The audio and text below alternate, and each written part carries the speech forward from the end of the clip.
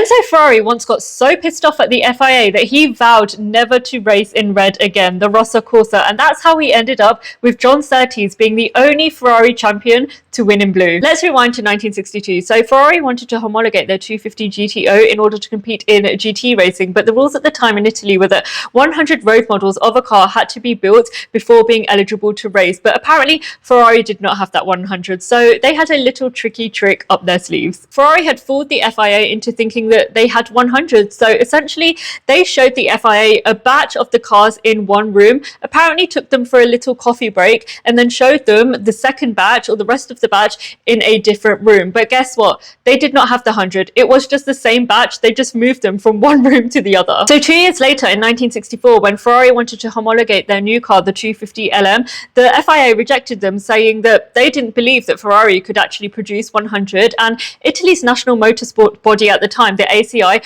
also didn't back Ferrari in this, which caused Enzo Ferrari to vow to never to race in red again. And why Ferrari raced in red is because the FIA at the time, known as the AIACR, had actually mandated for all Italian race cars to be in red. So different countries had different colours representing them. So where Italy was red, the UK was green, hence British racing green, France was blue, Germany was white, silver, Brazil and Belgium were yellow, and actually yellow was Enzo Ferrari's preferred and primary colour when he established Scuderia Ferrari in 1922, and we still see yellow on the Ferrari emblem now, and yellow is the colour of Modena, which is Ferrari's headquarters and also Enzo Ferrari's hometown. And back to Enzo vowing never to race in red again. So what did he do as a retaliation of being denied homologation of their car? Well, so for the final two races, the US Grand Prix at Watkins Glen and the Mexican Grand Prix, he entered his two Ferrari drivers, John Surtees and Lorenzo Bandini, under a new name. So they were still driving Ferrari cars, but they were entered under the North American Racing Team, and this was operated by